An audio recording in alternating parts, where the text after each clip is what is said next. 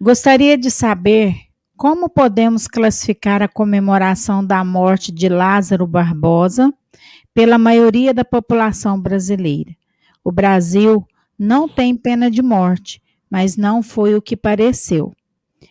Tem outras perguntas, né, Jorge, tem Rubens? várias perguntas A que 6. vão nesse sentido, não só essa, que vieram aqui, inclusive uma que pergunta como é que ficaria um espírito que desencarnou na situação dele, né? Muitas perguntas estão nesse sentido. Então, se você puder fazer um apanhado sobre essa situação que a gente vivenciou hoje. Essa não é a primeira vez que essa pergunta me vem, não aqui na Web Rádio Fraternidade, mas eu já tinha até comentado isso e vou aproveitar para comentar algumas das coisas que eu já falei sobre esse assunto. Primeiro ponto é que eu não vou tratar do Lázaro em respeito à família dele, porque para nós ele pode ser apenas um objeto de estudo, um caso. Mas ele é um filho, ele tem mãe, ele tem pai, ele tem filha, ele tem família. Então, em respeito a todos os seus familiares, eu não vou tratar da figura dele em particular. Nós vamos falar sobre o fenômeno como um todo, independente da pessoa. A gente vai deixar o companheiro à parte, porque cada um responde pela sua própria história, mas vamos conversar sobre o sentido mais abrangente da questão. Se realmente, dentro da legislação brasileira, não existe pena de morte, é fato. E na lei de Deus, a pena de morte não é apresentada como uma solução razoável dentro de uma sociedade que se acredita civilizada. O Espiritismo e o próprio movimento espírita nacional possui uma campanha muito interessante em defesa da vida, em que atua em 4 pontos. O Espiritismo não é favorável ao abortamento, não é favorável à eutanásia, não é favorável à violência e não é favorável a todos os aspectos daqui relacionados à drogadição, né? Então, a campanha antidrogas, a campanha em defesa da vida, no sentido mais completo possível, o Espiritismo sempre será favorável, sempre contrário ao processo de extermínio da existência. No caso específico daqueles que são criminosos contumazes, aquelas pessoas que a gente sabe que cometeram crimes, eu não posso dizer se ele seria isso ou se ele tem uma outra história, isso não me interessa, mas vamos falar daqueles que são pessoas que nós rotulamos como sendo incorrigíveis. Mas se soltar vai fazer de novo. Existe solução na legislação brasileira para isso, que é o hospital de custódia, em que a pessoa, sendo considerada como alguém que é incapaz, ela não ficaria presa apenas o tempo da pena, o Estado passa a custodiar essa pessoa, a cuidar dela, porque ela não tem lucidez para voltar à vida de sociedade. Então, essas circunstâncias podem responder para alguns casos que a gente considere mais extremos. E mesmo que a gente diga, não, mas ele merece pagar, não somos nós os artífices da lei. Deus não nos constitui como sendo aqueles que deverão efetivamente executar as suas leis no mundo. Nós não somos os mordomos do mundo. Nós não somos. Essa expressão de se autoconsiderar mordomo do mundo está na página 67 do livro Libertação, quando Gregório, uma entidade das sombras, das trevas, se apresenta como sendo o braço da lei, o justiceiro de Deus. E ele diz, nós somos os mordomos do mundo. Nós não somos os mordomos do mundo. E aqueles que assim se consideram não estão alinhados com a proposta do Cristo. Nós não vamos encontrar na frase do Cristo em nenhum momento esse tipo de situação. Não está dizendo com isso que as pessoas que cometem equívocos não devam ser penalizadas por aquilo que a legislação estabelece. Exerçamos o papel daquilo que a legislação diz. Mas não sejam as nossas mãos os pretensos braços da justiça. Utilizemos aquilo que a legislação possui. E entendamos que o mecanismo da vida na Terra é para que a gente seja aqui o espaço onde os espíritos se desenvolvem. Aqui não é a Disneylândia do espírito. Aqui é o local onde os espíritos vêm para aprender. Se você não aprende, o que acontece? Volta e repete a lição. Não aprendeu? Volta e repete a lição. Tá, mas quem está aprendendo, quem está repetindo a lição? O que erra e a sociedade que não o corrige. Então, se, por exemplo, alguém comete um delito e você interrompe a existência física dele e ele volta para o mundo espiritual, em que condições que ele voltou? Melhor ou semelhante, ou sei lá, até pior do ponto de vista emocional do que ele estava? Então, esse cara vai ter que voltar. Então, a sociedade recebe lá na frente aquele mesmo espírito que ela não educou.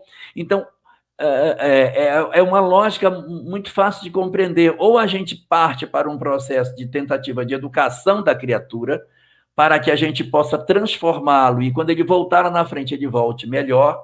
Ou a gente tenta, não conserta, aí a lei de Deus diz, não merece que essa pessoa nasça aqui, porque eles estão fazendo a parte dele, o outro é que não está fazendo a parte dele. Então, nós, de certa forma, não ficamos mais à mercê de determinadas entidades que possam reencarnar no planeta.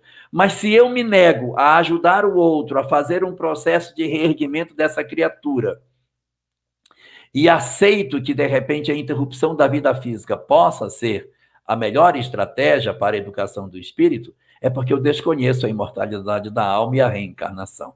Para aqueles que compreendem a existência da reencarnação e os demais princípios que a doutrina espírita apresenta, não faz sentido defender uma proposta desse tipo. Mas nós temos que aprender a conviver com as pessoas que são diferentes de nós. Nós não podemos lançar anátema sobre os outros. Nós não podemos criar ódios por aqueles que pensam diferente de nós, porque isso também é um sinal de imaturidade. A grande capacidade de desenvolvimento do nosso aspecto moral reside na possibilidade de vivermos como os desiguais, compreendendo a condição em que eles estejam, sem desejar o mal para essas pessoas que pensam diferente de nós. Eu acho que não deva ter, o outro defende que tem, eu fico com tanto ódio dele que eu quero exterminar o outro que acha que tem que exterminar. Quer dizer, a gente acaba sendo incongruente no que pensa. Então, em tudo e por tudo, nós vamos nos resumir em duas palavras: educação e amor. Então, oferecer o trabalho de educação é a tarefa da Terra, com amor. Se nós fizermos isso, podemos mudar o indivíduo e integrá-lo na nossa sociedade, nessa ou em outras encarnações, ainda que ele tente várias vezes, recuperando esse indivíduo. Tentamos e não recuperamos. Então, ele perde a concessão no nosso meio. Mas se nós não o educamos e não o amamos e cortamos o fio da vida toda vez que ele volta, nós ficamos à mercê da lei de causa e efeito a receber esse indivíduo tantas vezes quantas se fizerem necessárias, até que a gente aprenda a fazer diferente o processo de educação das criaturas. Muito bem, Jorge. É interessante isso que você está falando, porque quando você falava, me veio à mente a imagem daquele que é o nosso guia e nosso modelo, que é Jesus. Que diante de todos aqueles que eram doutor da lei, diante de Pilatos, ao carregar a cruz, a sua postura foi única, ao lado dos dois ladrões. Então, eu acho que você resumiu bem o que nós devemos fazer, e eu acho que se a gente conseguir transportar Jesus para esses momentos em que nós estamos assim meio que intolerantes com tudo, nós conseguiremos nos portar da melhor forma. Então eu acho assim que você começou falando do testemunho hoje. Nós vivemos um momento de testemunho. Na verdade, Rubens, a minha fala de hoje era para falar sobre isso, mas eu não quis falar de maneira direta. Eu sei disso. Quando você começou falando, eu falei, ele está falando sobre isso. E aí eu fui olhar as perguntas que o pessoal foi recolhendo, colocando aqui, a Divina, olha, Rubens, tem essa daqui. E aí eu falei, nossa, Divina, tem mais uma, um punhado de... Veja, Jorge, eu acho que a nossa carência é dessa vivência da mensagem do Cristo, trazida, olha para você, há mais de 2000 anos, Jorge. Vamos pegar o exemplo do pinga-fogo. Qual foi o pinga-fogo que nós não falamos de Jesus? Todos. Sem Todos exceção. Nós vamos buscar em Jesus o respaldo para aquilo que você está falando. Então, veja, qual que é a nossa postura diante, por exemplo, qual que é a postura do verdadeiro cristão diante de um ato como esse que nós presenciamos hoje? Agora também, a gente está dizendo isso, mas não podemos entrar no outro viés de assim, ele não deve nada à lei. Não, se ele deve, ele vai responder à lei, né? No limite daquilo que a lei determina. Então, entrega e faz a lei se cumprir. É assim que funciona. A lei é branda, então mudemos a lei. Mudemos a lei, mas a lei é a lei, né? A nossa visão tem que ser sempre por aí. Assim, a gente está aqui falando disso, e aí vai me vindo as imagens. Jesus, quando Pedro tira a espada e ataca o soldado, guarda a espada.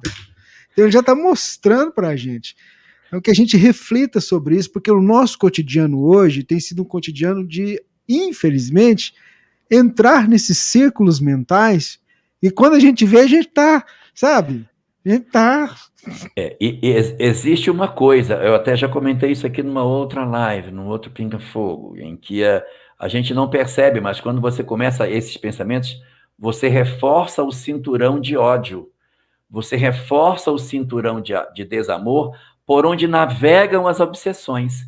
Então a gente fica, é isso mesmo, e a gente não percebe que a gente, na verdade, está projetando pensamentos que vão estimular outros companheiros assemelhados, que vão tomar coragem em função das energias que estão no ar e promovem atos semelhantes. Então, a gente precisa ficar bem atento, porque a gente acaba, na tentativa de tomar partido nessas questões, reforçar, uns defendendo que tinha que ser feito o extermínio, tem que ser feito o extermínio das pessoas que são consideradas assim, e outros com ódio dos que acham que assim tem que ser. Então, no fundo, fica uma energia muito ruim, e nós temos que ser os desarticuladores dessas energias que são malsãs.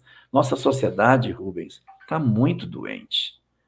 Nós estamos muito doentes. A gente já estava doente antes de materialismo. Nós já estávamos doentes disso. Antes. Porque o materialismo tinha empurrado a gente para o consumo das coisas do bens materiais, tinha elevado a gente para uma sexualidade irresponsável. A gente tinha vivido uma série de consequências desse materialismo. Aí agora chegou um segundo elemento, que é a intolerância. A intolerância está tomando conta da gente. Nós estamos tudo doentes, sem capacidade para conviver com as pessoas que pensam diferente. Isso é um indicativo. Isso aí, na verdade, é um grande fenômeno para que a gente se perceba e pense assim: a transição planetária, ela é um elemento para que se revele os indivíduos. Nós estamos todos se revelando. Nós estamos todos nos revelando diante disso. É verdade. Estava todo mundo quietinho, assim, com a feridinha dentro, escondida, e aí a sociedade veio e botou essas doenças todas para fora. Agora está todo mundo à mostra. A intolerância, a impaciência, as pessoas agredindo dentro de casa, brigando dentro do trabalho, rompendo amizades antigas de 30, 40 anos, pessoas mesmo dentro de grupos espíritas brigando por conta de bobagem. Então, a gente está se revelando, e o que a gente poderia trazer para dentro do Evangelho, o que seria a imagem mais nítida disso aí? O joio e o trigo. Então, agora é a hora que o joio e o trigo estão se mostrando. Quem produz, que é o trigo, e quem é só palha, que, na verdade, não se transformou, não produziu nada.